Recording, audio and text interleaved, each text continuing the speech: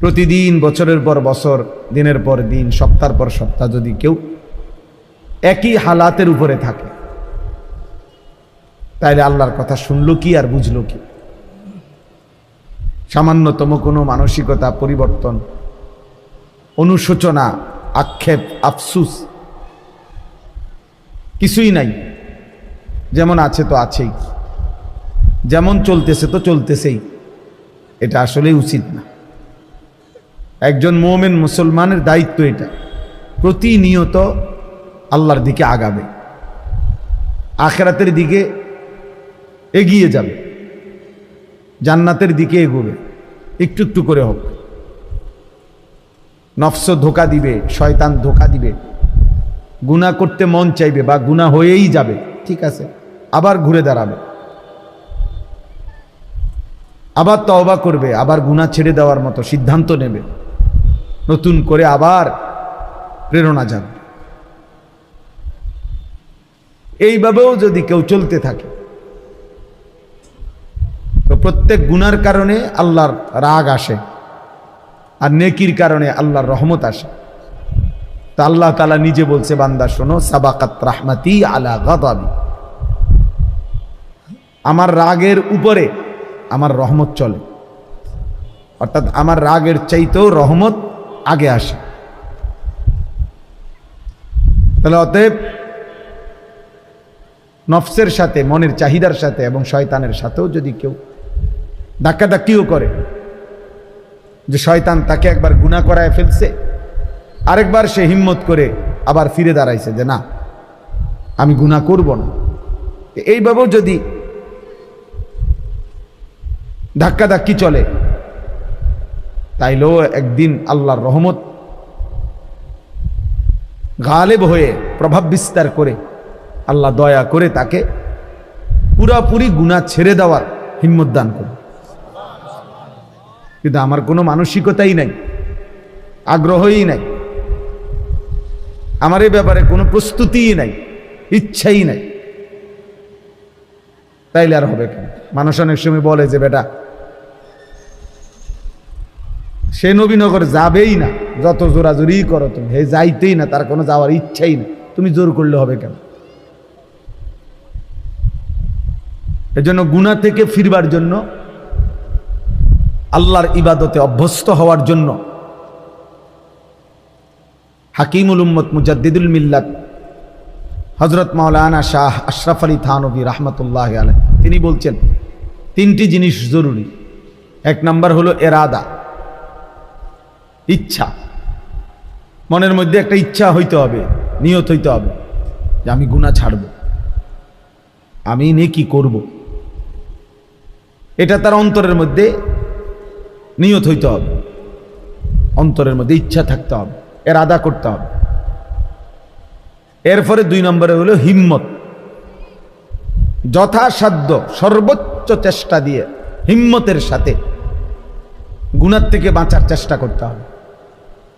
কলিজা ছিঁড়ে যাইতেছে, মন চাইতেছে বেশি, তবুও মনেরে বুঝাইতে হবে, ফিরাইতে হবে, হিম্মত করতে হবে যে না, আমি গুনাহ করবই না, আমি মিথ্যা বলবই না, আমি সত্য বলেই যাব, আমি আমার আল্লাহর নাফরমানি করবই না, আমি ফজরের নামাজ পড়বই, ঘুমাবো না, উঠবই আমি। এই যে এরকম একটা হিম্মত, এটা ছাড়া মানুষ ইবাদত আমলের মধ্যে পারবে না। হিম্মত লাগবে, একটা মজবুত ইচ্ছা শক্তি তার লাগবে। তাহলে এক নাম্বার হলো এরাদা, ইচ্ছা, নিয়ত। দুই নাম্বার হলো হিম্মত, যথাসাধ্য গুনাহ থেকে বেঁচে থাকা, ইবাদতের উপরে জমে থাকা। আর তিন নম্বর হলো দোয়া, আল্লাহর কাছে দোয়া করতে হবে, চাইতে হবে আল্লাহর কাছে, আল্লাহ আমি তো আশা করছি, চেষ্টা করতেছি, আপনি আমারে তৌফিক দেন, আপনি আমারে তৌফিক দেন, গুনাহ থেকে বাঁচান, নেক আমল করার মতো যোগ্যতা দেন। সবাইকে বললাম, এটা আমাকেও বললাম, জওয়ান বুড়ো সবাইকে বললাম। আপনি যদি গুনাহকে গুনাহই মনে না করেন, আপনি যদি নেকিকে প্রয়োজনই মনে না করেন, তো আপনার নেকি বাড়বে কেমন, গুনাহ ছুটবে কেমন? আপনার তো ছেড়ে দেওয়ার কোনো মানসিকতাই নাই, আগ্রহই না। এটা জরুরি বিষয়। এরাদা, হিম্মত, দোয়া, মনের ইচ্ছা, সর্বোচ্চ চেষ্টা, আল্লাহর কাছে চাওয়া, তিনটা মিললে ইনশাআল্লাহ আল্লাহর পথে চলা সহজ, আল্লাহই সহজ করবে। হযরত মুসা আলাইহিস সালাম একদিন আল্লাহকে জিজ্ঞেস করছিলেন যে আল্লাহ, আপনাকে পাওয়ার উপায় কি? বলছে দা নাফসাকা ওয়া তাআল। আল্লাহ বলছে মুসা, নিজেকে ভুলে যাও, তোমাকে ছেড়ে দাও, মানে তোমার মনের চাহিদাকে তুমি বাদ দাও, আর মনের চাহিদাকে বাদ দিয়ে আমার কাছে চলে আসো, দেখবা আমারে পেয়ে যাবে। তুমি যদি বলো যে আমার মনে যা চায় আমি তাই করব, তো কোনোদিনও আল্লাহকে পাইবে না, আখিরাত মিলবে না, জাহান্নাম থেকে বাঁচা যাবে না। ইন্নান নাফসা লাআম্মারাতুম বিসসু, কোরআনুল কারীমের মধ্যে আছে, আল্লাহ তাআলা বলছে মানুষের নফস, মানুষের মনের চাহিদা প্রচন্ড বেশি, সারাক্ষণ মানুষকে গুনাহের প্রতি আদেশ করে, গুনাহের প্রতি, গুনাহের প্রতি। নফস, মানুষের মনের চাহিদা মানুষকে বারবার বারবার গুনাহ করতে আগ্রহী করে। এজন্য চোখ নামাইতে ভিন নারী থেকে দিল বলে কম, তাকাইতে বলে বেশি। সবাই আমরা কল্পনা করে দেখি, মনে যেন ভেতর থেকে কে যেন বলতেছে দেখো, দেখোস না, দেখবি না, আর একটু দেখে ফেল, কিন্তু দেখবা না, সাবধান, আল্লাহ তাআলা দেখতেছেন, আল্লাহ তাআলা হিসাব রাখছেন, ডানে বামে ফেরেশতা লিখতেছে, হাসরের ময়দানে বিচার হবে। এই কথাটা মনে করানো ভিতর থেকে, এটা কম, এটা কম। এজন্য আল্লাহ তাআলা বলছেন মানুষের মনের চাহিদা মানুষকে গুনার প্রতি বেশি ধাবিত করে, গুনাহের প্রতি। এই জন্য দয়া করে ছেলেরা, নওজোয়ান, বাঁচতে হলে চেষ্টা করতে হবে।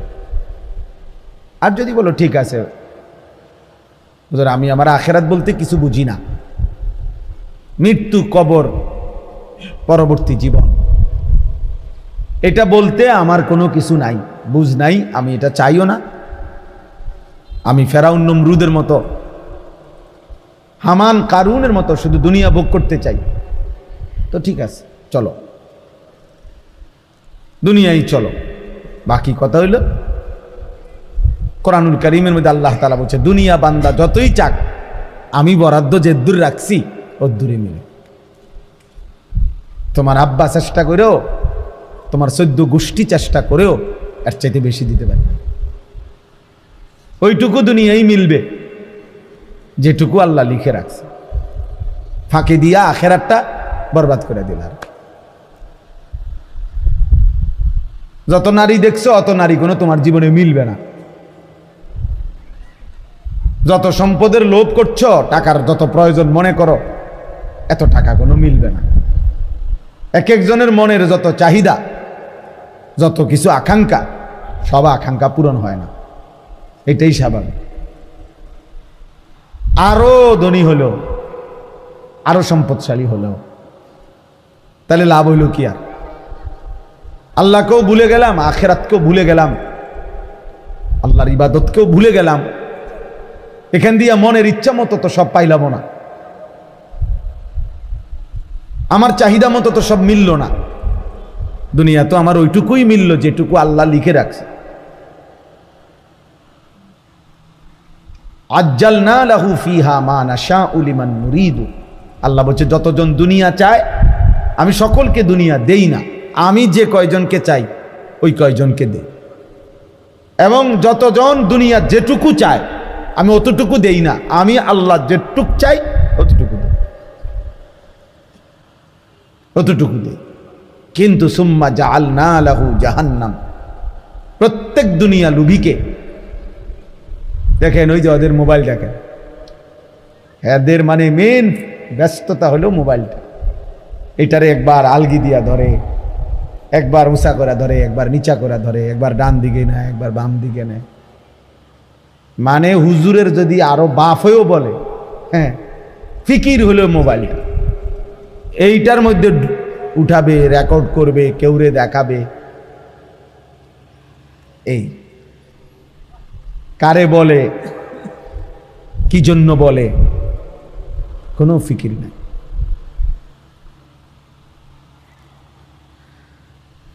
এটাই আমার জীবনের বড় আফসোস। আমি সব সময় বেশি আফসোস করি যে মানুষ তো মাঝে মধ্যে একটু স্থির হয়।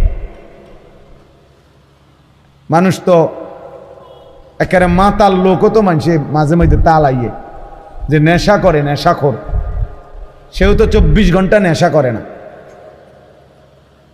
মাঝে মাঝে তার নেশার ঘোর কাটে, স্বাভাবিক হয়। যখন আবার নেশা করে তখন হয়তো মাতাল হয়। কিন্তু নেশা মুক্ত অবস্থায় তো কিছু সময় স্থির থাকে। কিন্তু মোবাইলের আসক্ত এই নেশা করে 1 মিনিট থামে না, 1 মিনিটও থামে। রাত নাই, দিন নাই, সকাল নাই, দুপুর, একটাই কাজ, একটাই ফিকির, একটাই জীবন, একটাই স্বপ্ন, একটাই জীবন। 24 ঘন্টা মোবাইলটা। কি বাথরুম, কি পেশাবখানা, কি খাদ্য খাবার, ঘুম, ঘুম থেকে উঠা, ঘুম থেকে যাও, ঘুম যাওয়া। আহা, জীবনটা যেন অক্টোপাসের মতো বেঁধে ফেলছে, শয়তান বেঁধে ফেলছে। আফসুসের বিষয় ভাইয়া, আফসুসের বিষয়। মাঝে মাঝে তো আলাদা হওয়া উচিত গুনার থেকে, যে সারা দিন রাত মোবাইল এটা দিয়া করিটা কি? আমার কি কোনো আল্লাহ নাই? আমার কি কোনো রাসূল নাই? আমার কি মৃত্যু হবে না? আমার কি আখিরাত হবে না? আমি এখন আসতেছি বাখরনগর, কোম্পানিগঞ্জের পরে পরে যে স্টেশন, ও প্রাইভেট কার বাড়ি দিছে, অটোতে মনে হয় একজন লোক দেখছি পড়ে রয়েছে, জ্যাম বাইজা গেছে, কম্বাটার মাছার পানি দিতেছে। এই জিন্দিগি। যে যখন আহত হয় তখনই মনে পড়ে যে আল্লাহর কথা। পাওটা যখন ভাঙ্গা যায়, হাতটা যখন ছুটে যায়, মোটরসাইকেলটা যখন অ্যাক্সিডেন্ট করে, তখনই মনে পড়ে আল্লাহ বলতে কিছু আছে। তখনই শুধু আল্লাহকে ডাকার কথা মনে। আর নাই তো এর আগে মাতাল একবারও ভাবে না যে এই রোডে তো আরো মানুষও গাড়ি চালাইতেছে, আমি মোটরসাইকেলটা একটু সাবধানে চালাই। এটা তো আর আমাকে বাড়ির উঠান না। সিদ্ধান্ত এটাই, যতক্ষণ আল্লাহকে যেন বলছে, আল্লাহ যতক্ষণ পর্যন্ত তুমি ঠ্যাং ভাঙ্গা না দিবা, মাথা না ফাটাইবা, ততক্ষণ চালাম। যতক্ষণ পর্যন্ত আল্লাহ জীবন যৌবন ধ্বংস করে না দিবা, শরীরের সক্ষমতা, ততক্ষণ দেখতে থাকবো নারী।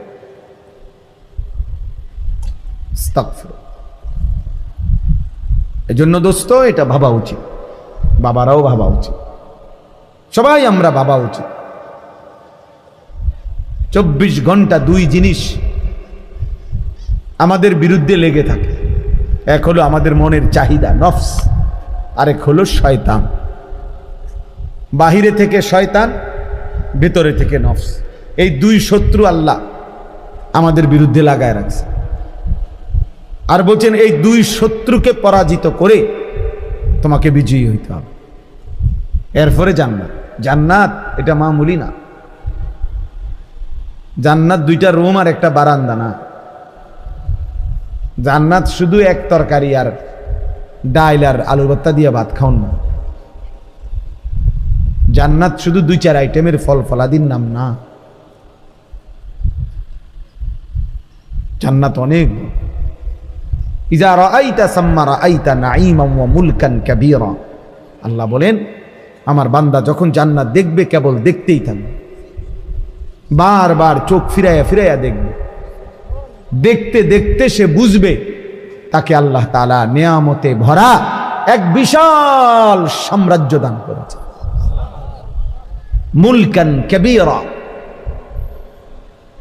বিশাল সাম্রাজ্য, বিশাল এরিয়া না, বিশাল সাম্রাজ্য।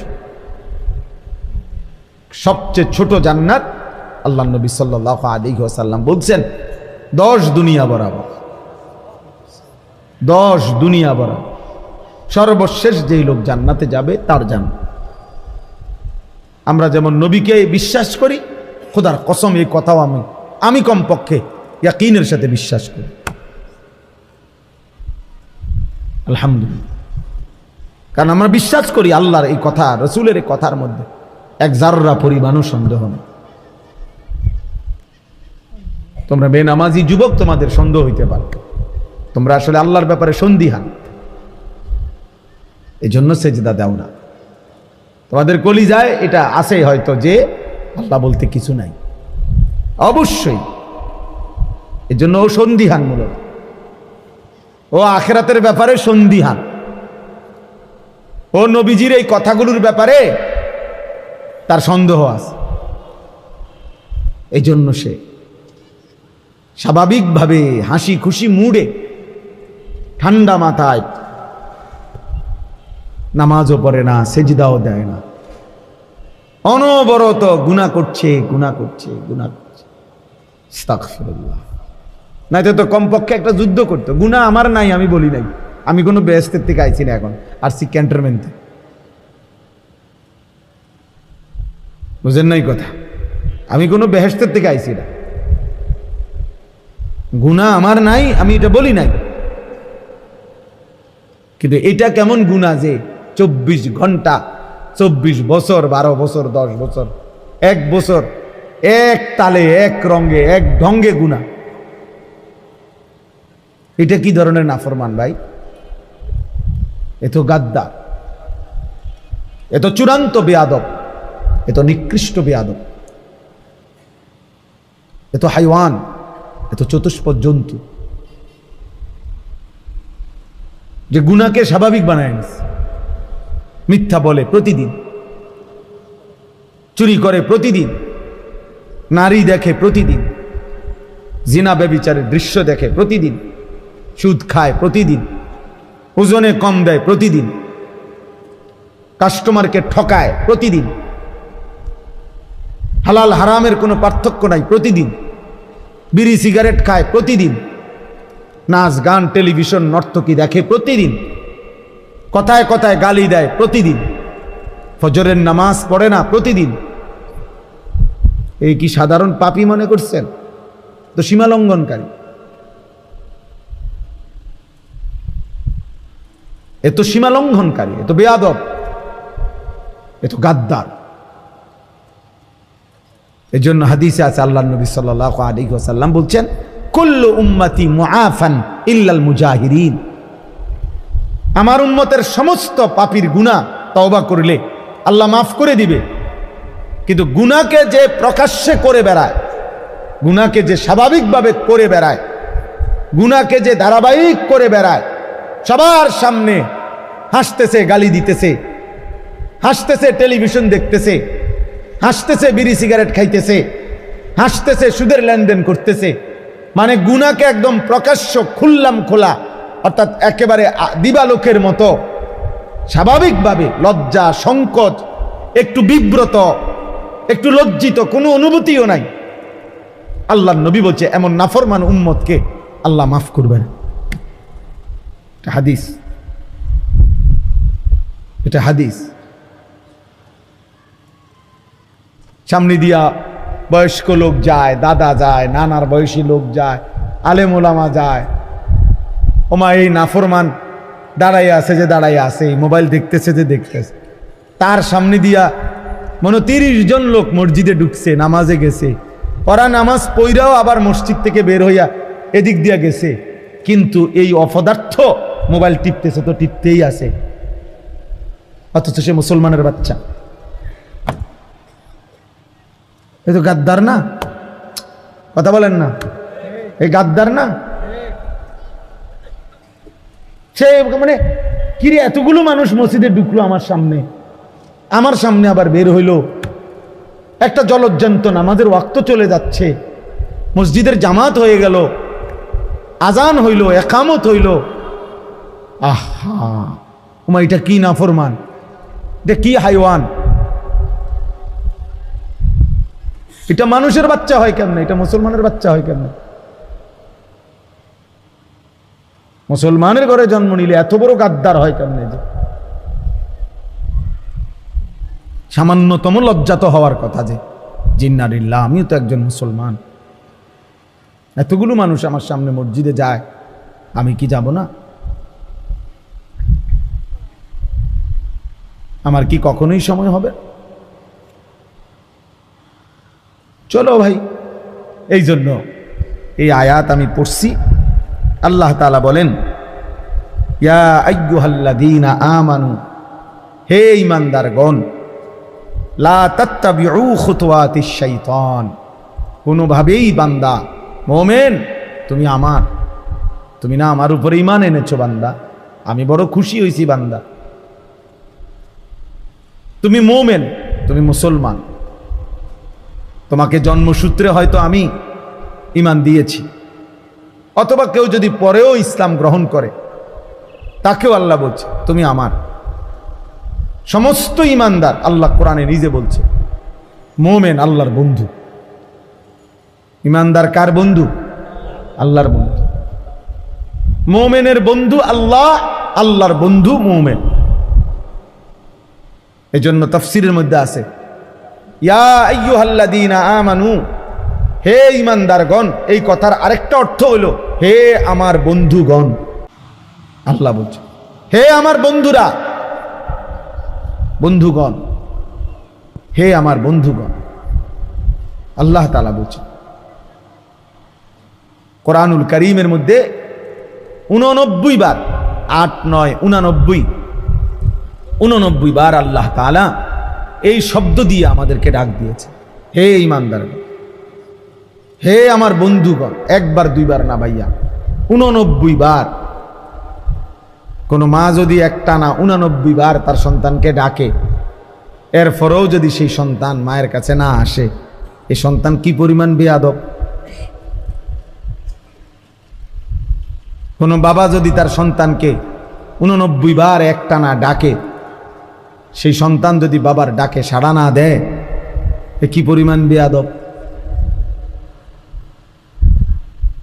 তো আল্লাহ তাআলা রব, মহান মালিক, আমার সৃষ্টিকর্তা, আমার শরীরের প্রতিটা বিন্দু বিন্দু যার ইশারায় এক সেকেন্ডের নিরাপত্তা, আমাদের বেঁচে থাকার অধিকার, সুস্থতা, স্বাভাবিকতা আল্লাহর দেওয়া। প্রতিনিয়ত যারা অ্যাক্সিডেন্ট হয়, কেউ কি নিজের ইচ্ছায় অ্যাক্সিডেন্ট হয়? কথা বলেন না। প্রতিনিয়ত যারা মারা যায়, তারা কি নিজের ইচ্ছায় মারা যায়? তাইলে আল্লাহ তাআলা যখন তার নিরাপত্তার চাদর সরিয়ে নেয় 1 সেকেন্ডের জন্য, 1 মিনিটের জন্য, তো বান্দা দুর্ঘটনায় পতিত হয়।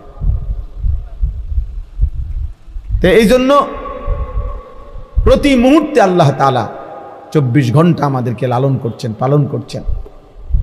24 ঘন্টা আল্লাহ তাআলা নিজে বলছেন, ইন্না রাব্বাকা লাবিল মিরসাদ, নিশ্চয়ই তোমার রব কঠোর নজর রাখছেন তোমাদের উপর, একদম কঠোরভাবে। 1 সুতা, 1 বিন্দু, আল্লাহ তাআলা বলেন তুমি 1 সেকেন্ড, একটা নিঃশ্বাস বান্দা আমার নজরের বাহিরে না। আয়াহসাবু আল্লাম ইয়ারাহু আহাদ, আল্লাহ বলে আমার বান্দাকে জিজ্ঞেস করো, সে কি এটা মনে করে যে তাকে কেউ দেখে না?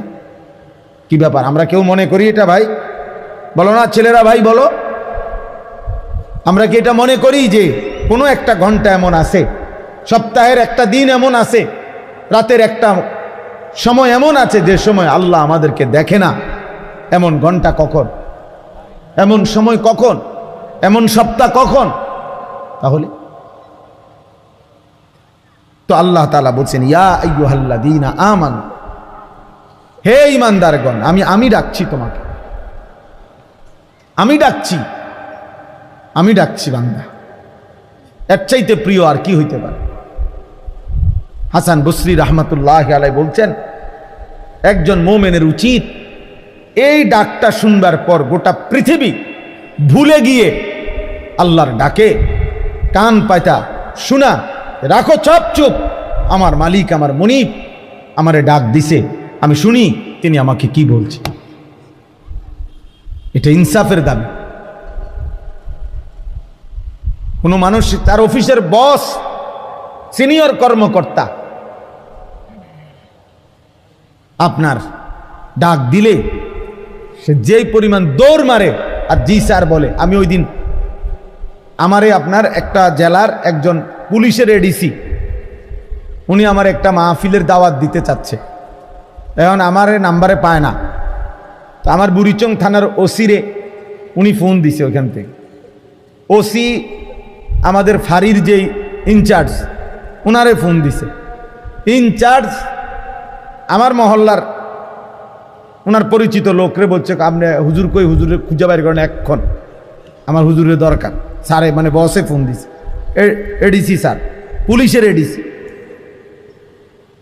এরপরে উনি ওই ইনচার্জ আমার কাছে আসছে দুপুরবেলা। আমি দেখলাম বেচারা ওই স্যারের সাথে যে কথা বলতেছে, জি স্যার, জি স্যার, জি স্যার, জি হুজুরকে পাইছি স্যার, পাইছি স্যার, জি স্যার, আপনি কথা বলেন স্যার, আমি বলছি স্যার মানে। আমি বললাম, আরে ভাই আপনি থামেন, আমি আমারে বলতে দেন, আমি শুনি, স্যারের লগে আমি কথা বলি। দেখলাম উনি জি স্যার কইতে কইতে ওনার জান শেষ।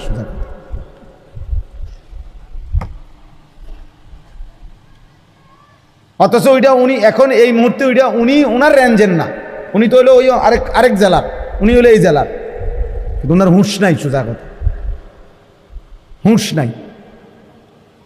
নিজের ফাঁড়ি তুইয়া ইনচার্জ আইসা পড়ছে, আমার খুঁজা বাইর করছে যে স্যারে কইছে হুজুরে টোয়াই বাইর করতে হবে।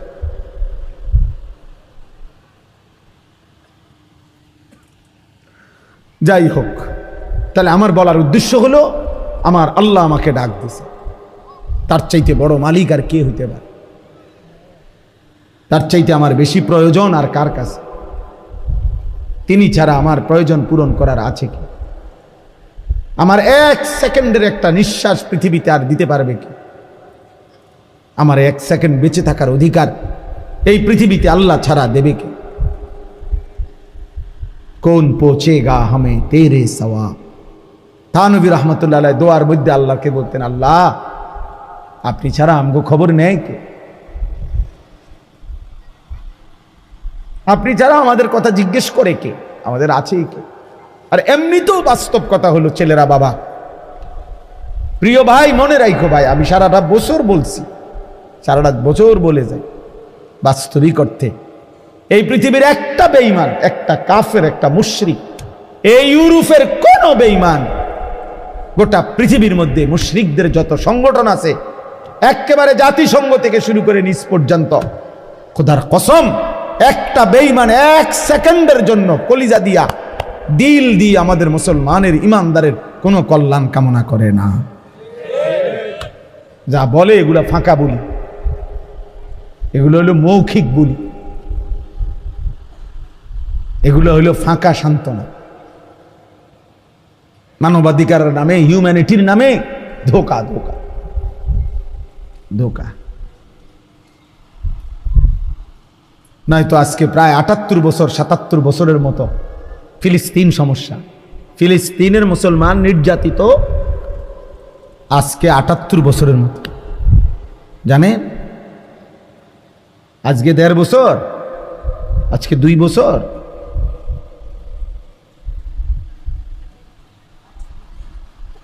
আজকে প্রায় ৭৮-৭৭ বছরের মতো ফিলিস্তিনের মুসলমান নির্যাতিত। একটি ছোট্ট এরিয়া ফিলিস্তিন, এই সামান্যটুকু জায়গার অল্প কিছু মানুষের সমস্যার সমাধান করতে ৭৮ বছর লাগে।